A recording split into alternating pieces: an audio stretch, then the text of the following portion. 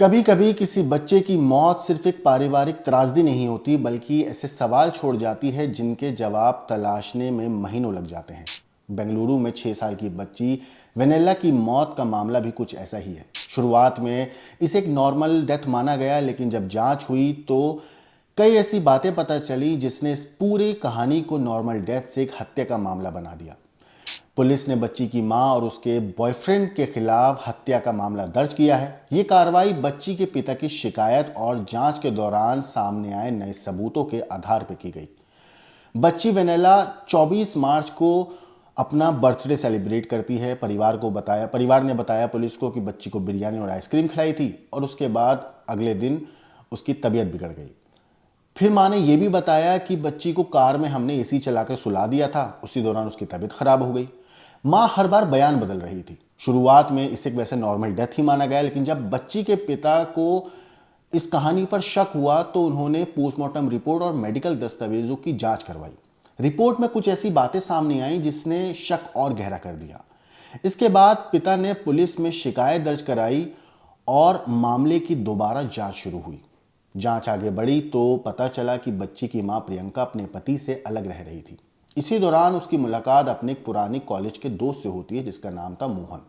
मोहन से दोस्ती हुई, दोनों फिर से करीब आए और फिर वो दोनों साथ रहने लगे। पुलिस के मुताबिक यहीं से कहानी ने खतरनाक मोड़ लिया था। दरअसल 25 मार्च को 6 साल की वेनेला अपने परिवार के साथ रहने वाले एक किराए के विला में मृत पाई गई थी। शुरुआत में पुलिस ने इसे एक अस्वाभाविक मौत मानते हुए जांच शुरू करी थी। उस समय आशंका जताई गई कि बच्ची की तबीयत खाना फूड पॉइजनिंग की वजह से हुई है। उसकी तबीयत जो खराब हुई अचानक, जो बिगड़ी है, वो फूड पॉइजनिंग की वजह से हुई है। हालांकि समय के साथ कई ऐसे सवाल सामने आए जिसने जांच का रुख बदल दिया। बच्ची के पिता प्रवीण बसप्पा ने पुलिस को दी गई शिकायत में आरोप लगाया कि उनकी बेटी की मौत सामान्य नहीं थी। उन्होंने कहा कि पोस्टमार्टम रिपोर्ट और बाकी परिस्थितियों का अध्ययन करने के बाद उन्हें हत्या की आशंका हुई है। इसके बाद उन्होंने पुलिस से मामले की दोबारा गहन जांच करने की मांग करी। पुलिस ने शिकायत के आधार पर बच्ची की मां, अधिवक्ता जो वकील हैं पी प्रियंका, और उसके कथित साथी मोहन जी महिलंगप्पा के खिलाफ हत्या का मामला दर्ज किया। जांच के दौरान पुलिस ने मोहन महिलंगप्पा को गिरफ्तार कर लिया। अदालत से 7 दिनों की पुलिस हिरासत भी मिली ताकि उससे पूरी अच्छे से पूछताछ की जा सके। लेकिन जो प्रियंका थी, जो बच्ची की मां थी, मोहन की साथी, वो गिरफ्तारी होने से पहले फरार हो गई। लेकिन पुलिस ने उसे 7 दिन की तलाश के बाद आखिरकार बेंगलुरु से करीब 220 किलोमीटर दूर हासन नाम की एक जगह है, वहां के सकलेशपुर में एक फार्म हाउस से गिरफ्तार किया। पुलिस ने बताया कि फरार रहने के दौरान उसने 2 बार अपना ठिकाना भी बदला था। वो पहले सकलेशपुर के बाहरी इलाकों में एक सुनसान कमर्शियल रिजॉर्ट में 2-3 दिन रुकी और फिर एक परिचित व्यक्ति चीरू के फार्म हाउस चली गई। कोर्ट ने प्रियंका को 5 दिन की पुलिस हिरासत में भेज दिया है। इतना ही नहीं, पिता के अनुसार उनकी और प्रियंका की शादी हुई थी 17 साल पहले। उनकी 2 बेटियां थीं। शिकायत में जो आरोप लगाया गया है वो ये कि साल 2025 में कानूनी मामले के सिलसिले में बेंगलुरु आने के बाद प्रियंका की मुलाकात अपने पुराने कॉलेज के दोस्त मोहन से हुई।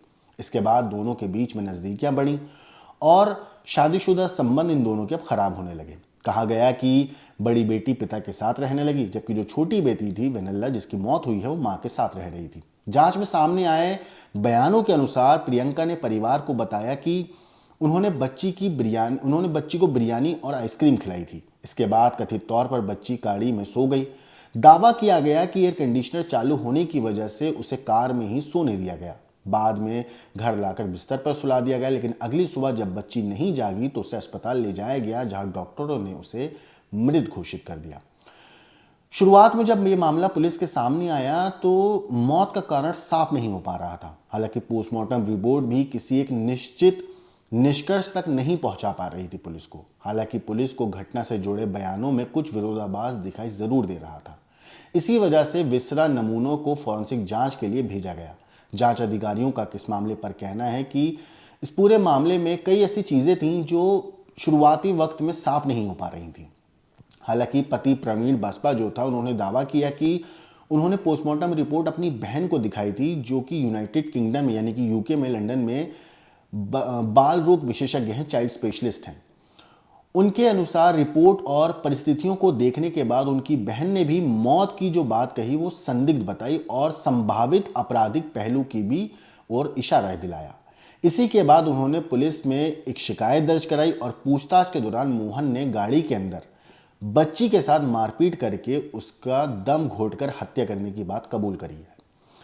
पुलिस अब प्रियंका से साजिश, अपराध के पीछे का मकसद और बच्ची की मौत में अपनी भूमिका के बारे में पूछताछ कर रही है। वहीं इस पूरे मामले पे जांचकर्ता इन आरोपों की भी जांच कर रही है कि प्रियंका अपनी बेटी के रंग रूप से असंतुष्ट होने की वजह से इस अपराध के पीछे की कोई वो अपने बेटी के रंग से थोड़ी अनकंफर्टेबल तो नहीं थी, क्या यही वजह तो नहीं है इस अपराध की। पुलिस को जानकारी वैसे मिली है कि बच्ची की मौत से पहले मां प्रियंका अपने प्रेमी मोहन के साथ आईवीएफ प्रक्रिया शुरू करने की तैयारी कर रही थी और इसी वजह से जांच एजेंसियां भी अब ये पता लगाने में जुटी हैं कहीं इस पूरे मामले के पीछे कोई बड़ी साजिश तो नहीं थी, कहीं बेटी का जो रंग है सांवला था ये वजह तो नहीं है। हालांकि कुछ मीडिया रिपोर्ट्स में यह दावा किया गया है कि बच्ची के रंग रूप को लेकर मां के मन में नाराजगी थी। हालांकि पुलिस अभी इस एंगल की भी जांच कर रही है और अंतिम सच अदालत में पेश होने वाले सबूतों के आधार पर ही तय होगा। फिलहाल मां प्रियंका को गिरफ्तार कर लिया गया है और पुलिस दोनों से पूछताछ कर रही है। मगर यह मामला इसलिए भी चर्चा में है क्योंकि एक मासूम बच्ची की मौत के पीछे पारिवारिक रिश्ते, प्रेम संबंध और कई अनसुलझे सवालों की परतें सामने आ रही हैं। अब सबकी नज़र इस बात पर है कि आखिर जो मासूम बच्ची थी उसकी मौत की असली वजह क्या थी।